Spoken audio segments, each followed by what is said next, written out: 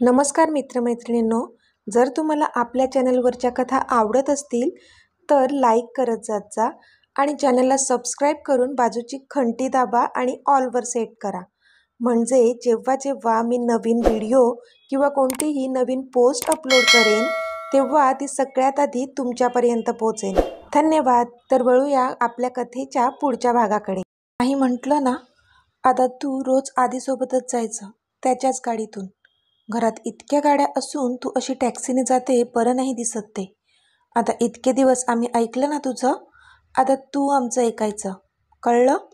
आकांक्षा तिला दटावून बोलल्या. तशी ती तोंड बारीक करून ओके बोलली. पण मनातून मात्र आनंदच होत होता तिला, कारण आता तिला रोज तिच्या आधीसोबत जायला मिळणार होतं. इथे आधी पण तिच्याकडे पाहून खट्याळ हसला. Let's go. तो बोलला तशी ती उठली आणि त्याच्यासोबत बाहेर निघून गेली. आता पुढे निघायचं, त्याने गाडी स्टार्ट करून विचारलं. तशी तिने हसून हो मध्ये मान हलवली. बराच वेळ झाला तरी ती काहीच बोलत नव्हती. आज पहिल्यांदा त्याच्यासोबत ऑफिसला जात होती, नाहीतर आधी फक्त राग राग करत असायची त्याचा. पण आत्ता मात्र तिला त्या गोष्टीचं हसू येत होतं की इतक्या लवेबल पर्सनवर ती कशी काय इतके दिवस राग ठेवून होती. काल पण त्याने तिच्यावर प्रेमाचा वर्षाव केला होता. ते आठवून पुन्हा एकदा शरीरात गुजबम्स आले होते तिच्या. तिने हळूच त्याच्याकडे पाहिलं. तो आरामात ड्राईव्ह करत होता. डोळ्यांवर गॉगल होता त्याच्या. कमालीचा अट्रॅक्टिव्ह दिसत होता तो. आणि आता तो फक्त आपला आहे ह्या विचारानेच तिला आपण खूप स्पेशल असल्याची फिलिंग येत होती. आता असं मला चोरूनच बघणार आहेस का? मी तुझाच आहे डिअर, आणि असंही इथे आपल्या घरातले कोणीच नाहीये तुला अडवायला. मग तू मला बिनधास्त बघू शकतेस. इनफॅक्ट मी तर म्हणेन काही करायचं असेल तर तेही करू शकतेस तू. I won't mind. In fact I would love it. तो त्याच्या ओठांवरून बोट फिरवून बोलला तसा तिच्या पोटात गोळाच आला आणि तिने तिची मान खिडकीच्या बाहेर फिरवली. असं काहीच नाहीये, ओके? ती लाजून बोलली तसा तो गालातच हसला. ह्याचे शब्द एक दिवस जीव घेतील माझा, ती मनातच बोलली. ती आतून मात्र खूपच शहारली होती. So are you happy? त्याला कळलं की ती लाजते म्हणून त्याने विषय बदलत विचारलं. व्हाय शुड आय बी हॅपी? आज काय स्पेशल आहे? तिने विचारलं. आहे ना स्पेशल. आज तू तुझ्या आधीसोबत पहिल्यांदा एकत्र ऑफिसला जातेस, मग खुश तर असणारच ना? तो तिला डोळा मारत बोलला तशी पुन्हा तिने मान खिडकीकडे वळवली. नाही, असं काही नाहीये. म्हणजे इतकंही स्पेशल कारण नाहीये हे जे की मला खुश व्हायला हवं. ती खुश तर खूप होती, पण तरी मुद्दाम त्याला छळत होती. अच्छा, मी तर आज खूप खुश आहे की मी माझ्या चष्मीसोबत पहिल्यांदा एकत्र ऑफिसला जातोय. मला वाटलं तू पण खुश असशील. तो चेहरा बारीक करत बोलला. तसं तिला हसायलाच आलं. आहे मी खुश, ओके? आता तोंड नको पाडूस. ती हसत बोलली तसा तो पण हसला आणि त्याने गाडीचा स्पीड वाढवला. आधी स्पीड कमी कर आधी, मला भीती वाटते. ती बोलली तसा पटकनच त्याने स्पीड कमी केला. पण तिला जाणवलं की हा रस्ता तर ऑफिसकडे जाणारा नव्हताच.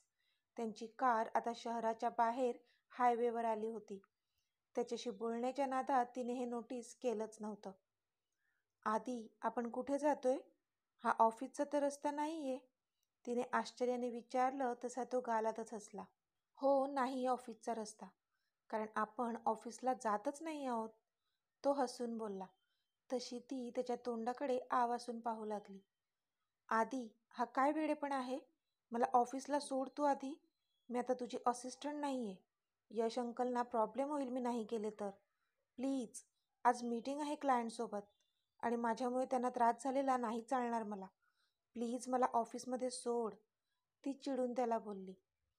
युवी शांत हो आधी. हे बघ, डॅडना मी कॉल केला होता आणि त्यांना मी सांगितलंय की तू माझ्यासोबत आहेस आणि आपण एकत्र ज्या प्रोजेक्टवर काम करतोय ना तिथल्या क्लायंटना भेटण्यासाठी जात आहोत. तुमची जी आजची मीटिंग होती ती पोस्टपोन झाली आहे, म्हणून डॅडने मला तुला घेऊन जाण्यासाठी परमिशन दिली. तो बोलला. पण हे कधी ठरलं? आणि मीटिंग कॅन्सल झाल्याचा मेल मला का नाही आला? तिने विचारलं. हे सकाळीच ठरलं, जेव्हा मी नाश्ता करत होतो. आणि तुला मेल नाही आला कारण त्या क्लायंटचं डायरेक्ट डॅडशी फोनवर बोलणं झालं होतं आणि ते मेल नंतर करणार होते. आता तुला मेल आला असेल, यू कॅन चेक, तो बोलला. तसं तिने पटकन तिचा फोन चेक केला तर खरंच तिला मेल आला होता. आय एम सॉरी, ती चेहरा बारीक करून बोलली. Sorry for what? त्याने विचारलं. मी उगाच तुझ्यावर चिडले, ती बोलली. तसा तो गालातच हसला. तू चिडू शकतेस माझ्यावर, तुझा हक्क आहे तो. पण खरं म्हणशील तर आजकाल मला तुझी चिडचिड पण आवडू लागली आहे चष्मीस. तो तिला डोळा मारून बोलला तसे तिचे दोन्ही गाल टोमॅटोसारखे लाल झाले. इतकी लाजली ती. तुला माहिती आहे, मला तुझी हीच गोष्ट सगळ्यात जास्त आवडते, तुझी सिन्सिअरिटी, तुझं कामाप्रती असलेलं dedication. I just love it. कदाचित ह्यामुळेच मी तुझ्या प्रेमात पडलो असेल. तो बोलला तशी ती त्याच्याकडे पाहतच राहिली. आता अशी पाहू नकोस, नाहीतर मग मला आतून कुचकुच होत आहे. तो सिलेक्टिव्ह अंदाजात बोलला तशी ती गडबडली आणि तिने त्याच्यावरून नजर हटवली. बरं, मला सांग, कुठे आहे आपली मीटिंग? तिने विषय बदलत विचारलं. तुला काय वाटतं, ह्या इतक्या रोमॅन्टिक वातावरणात मी तुला खरंच मीटिंगसाठी घेऊन चाललोय का? त्याने एक भुवई उंचावून विचारलं तिला. तशी ती आश्चर्याने त्याच्याकडे पाहू लागली. Sweetie, we are going on our first date. तो बोलला तशी ती मात्र त्याच्याकडे एकटक पाहत राहिली. आधी, म्हणजे तू यश अंकलशी खोटं बोललास? तिने विचारलं. कशी आहेस ग तू? मी तुला म्हणालो की आपण आपल्या पहिल्या डेटवर जातोय, तर त्यावर तू काहीच रिॲक्ट नाही झालीस. उलट मलाच सांगते की मी डॅडशी खोटं बोललो. एखादी दुसरी मुलगी असती तर किती खुश झाली असती. तो तोंड बारीक करून बोलला, पण तिने त्याकडे लक्ष दिलं नाही. आधी, मी काय विचारते, तू यश अंकलशी खोटं का बोललास की आपण मीटिंगला जातोय? तिने विचारलं. मग काय सांगायचं होतं मी, की मी तुझ्यासोबत डेटवर चाललोय? ते पण मी सांगितलं असतं. पण मॅडम, तुम्ही विसरताय की घरी आत्ताच आपल्याबद्दल काहीही न सांगण्यास तुम्हीच मला सांगितलंय. तो चिडून बोलला तशी ती गप्प झाली. आय एम सॉरी, मला तसं नव्हतं म्हणायचं, ती खाली मान घालून बोलली. पण त्याने तिकडे लक्ष दिलं नाही आणि यू टर्न घेतला. आता काय झालं, गाडी का वळवली? तिने विचारलं. आपण जातोय ऑफिसला, तो निर्विकारपणे बोलला तसं तिला अजूनच कसंसच झालं. आधी, आय एम सॉरी ना, ती बोलली. इट्स ओके, पण आता माझा मूड स्पॉईल झाला आहे, तो बोलला. अरे, मी सॉरी म्हणते ना, please don't spoil your mood. आणि खरं सांगू तर मला फक्त तुझी सोबत, तुझा सहवास हवा असतो. त्यासाठी तू मला कुठेही असं स्पेशल डेटवर घेऊन जाण्याची काहीच गरज नव्हती, ती बोलली. पण मी घेऊन जाणार तुला डेटवर आणि तुला यावंच लागेल. तो हट्टाने बोलला तशी ती पुन्हा त्याच्याकडे पाहू लागली. म्हणजे आत्ताच हा बोलला होता की ह्याचा मूड स्पॉईल झालाय आणि आपण ऑफिसला जातोय, आणि आत्ता असं म्हणत होता. तिला काहीच कळत नव्हतं. मग यू टर्न का घेतलास? तिने विचारलं.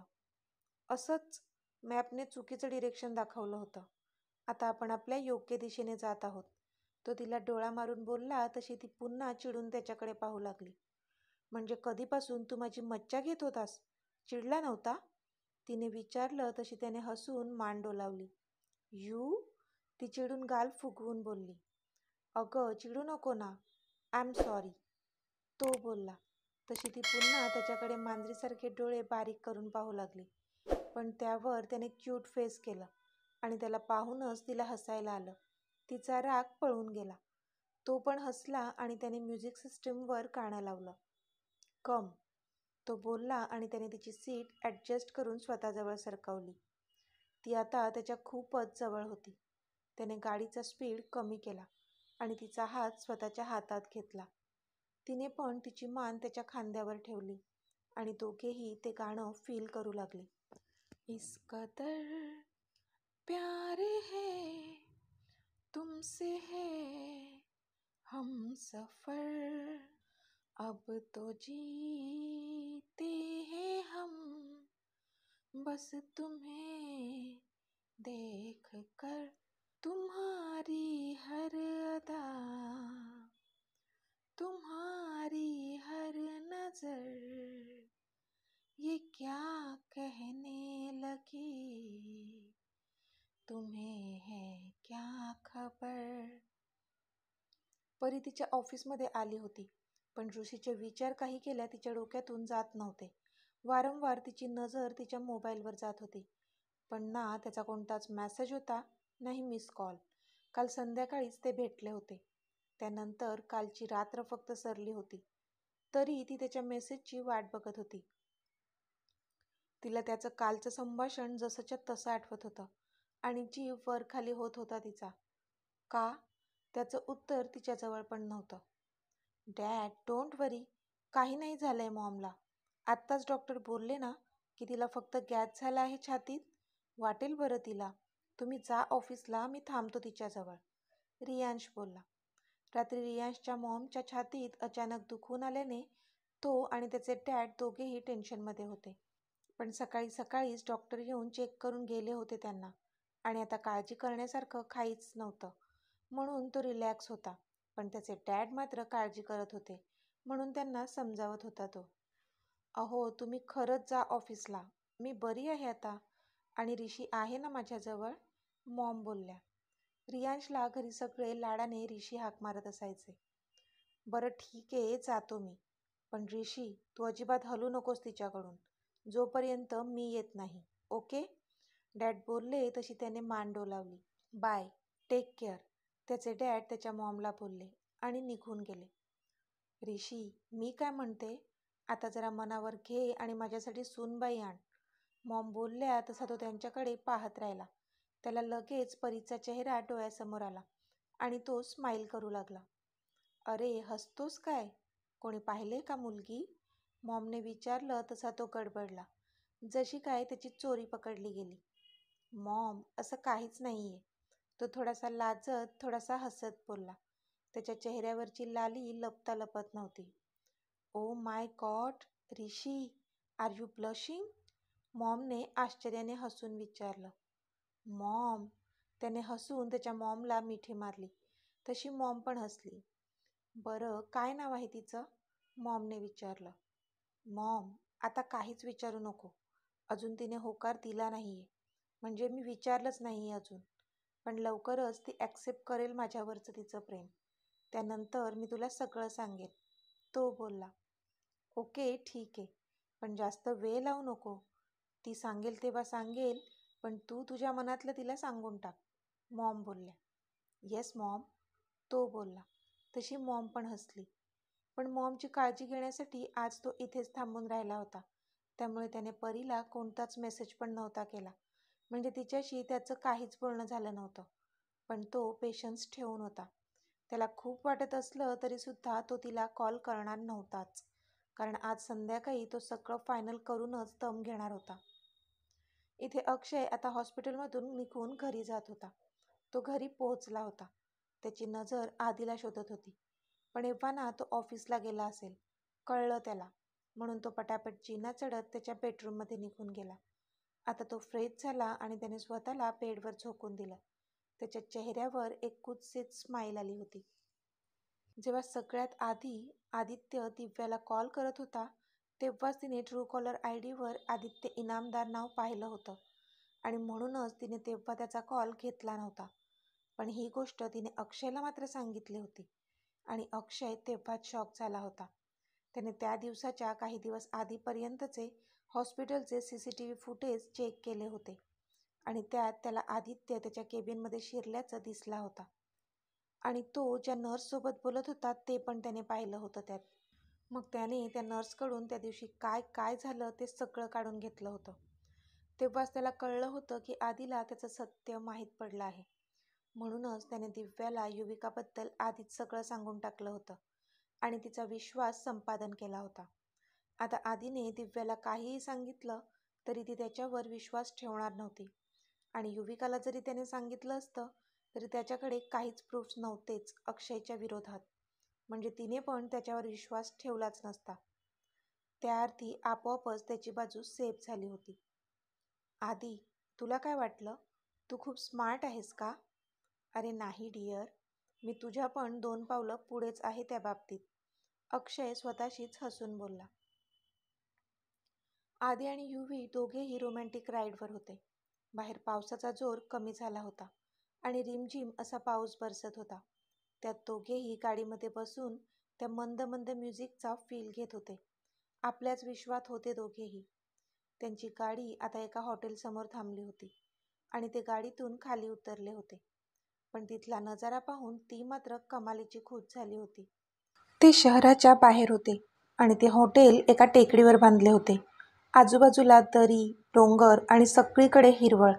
जणू निसर्गाने हिरवी चादर अंथरलेली असावी तिच्या स्वागतासाठी असंच वाटत होतं तिला. वाव! तिच्या तोंडून आपोआपच शब्द बाहेर पडले. तशी त्याच्या चेहऱ्यावर स्माईल आली. तुला आवडलं ना? त्याने विचारलं तशी तिने हो मध्ये मान हलवली. आज चल, अजून सरप्राइजेस बाकी आहेत. तो बोलला तशी ती आश्चर्याने त्याच्याकडे पाहू लागली. पण त्याने तिचा हात पकडला आणि तिला आत घेऊन गेला तो. वेलकम सर, वेलकम मॅम, तिथला मॅनेजर अदबीने बोलला. थँक्यू, आदी बोलला आणि तिला घेऊन वर गेला. तो मॅनेजर पण त्यांच्या पाठी गेला. त्याने त्याला रूमची चावी त्याच्या हातात दिली. Have a good day sir, have a good day ma'am, तो मॅनेजर बोलला आणि निघून गेला. ती मात्र सगळीकडे नजर फिरवत होती. आदी, पण इथे आपल्या व्यतिरिक्त कोणीच नाही येते? तिने आश्चर्याने विचारलं. कारण आज पूर्ण हॉटेल मी फक्त आपल्यासाठी बुक केलंय, आदी बोलला तशी ती शॉक झाली. व्हॉट? ती मोठ्यानेच बोलली. येस माय स्वीटी, कम, तो हसून बोलला आणि त्याने रूमचं दार ओपन केलं. तिला मात्र काय रिॲक्ट व्हावं काहीच कळत नव्हतं. पण जेव्हा ती आत शिरली तेव्हा मात्र ती प्रशस्त रूम पाहतच राहिली. ती 2 3 BHK फ्लॅट एकत्र केले तर जेवढी मोठी रूम होईल तेवढी मोठी रूम होती ती. सगळ्या भिंती काचेच्या, त्यावर व्हाईट कलरचे पडदे जे आता वाऱ्याने सळसळ करत होते. मधोमध एक आलिशान असा बेड होता. एक मोठी बाल्कनी होती जी ओपन होती. ती त्या बाल्कनीचं दार ओपन करून बाहेर गेली आणि समोरचा नजारा पाहून स्तब्ध झाली. कारण समोर मोठे मोठे डोंगर होते आणि त्याच्या बरोबर मधून धबधबा वाहत होता आणि पावसामुळे तो ओव्हरफ्लो झाला होता, ज्यामुळे त्याचा खळखळ असा पाण्याचा आवाज येत होता. तो नजारा इतका सुंदर होता की कोणाला आवडला नसता तरच नवल होतं. तिच्या चेहऱ्यावर आता $1,000,000 वाली स्माईल आली होती. ती धावतच समोर गेली. तिने तिचे दोन्ही हात बाजूने हवेत पसरवले आणि चेहरा वर करून ते रिमझिम करणारं पाणी ती अंगावर झेलू लागली. वाव, इट्स सो ब्युटिफुल, ती बोलली. तिने आज ब्लू कलरचा क्रॉप टॉप आणि व्हाईट पॅन्ट घातली होती. तिने हात हवेत उचलले असल्यामुळे तिचा टॉप थोडा वर झाला होता आणि तिची उघडी कंबर त्याला दिसत होती. तो तसाच तिच्या जवळ गेला. ती पाठमोरी होती त्याला. त्याने तिच्या उघड्या पोटावर त्याचा हात ठेवला आणि अलगद तिला स्वतःजवळ ओढलं आणि आता तिच्या मानेवर स्वतःचे ओठ टेकवले त्याने. येस, व्हेरी ब्युटिफुल, तो बोलला. पण त्याच्या ह्या कृतीने ती जमिनीवर होती कुठे? ती तर आकाश पाळण्यात फिरत होती, कारण एवढा मोठा गोळा आला होता तिच्या पोटात त्याच्या स्पर्शाने. तर मित्रमैत्रिणींनो, आजचा भाग तुम्हाला कसा वाटला ते मला कमेंटमध्ये सांगा. आणि जर आवडला असेल तर व्हिडिओला लाईक करा, शेअर करा आणि चॅनलला सबस्क्राईब करून बाजूची घंटी नक्की दाबा. चला तर भेटूया आपल्या पुढच्या भागात. तोपर्यंत धन्यवाद.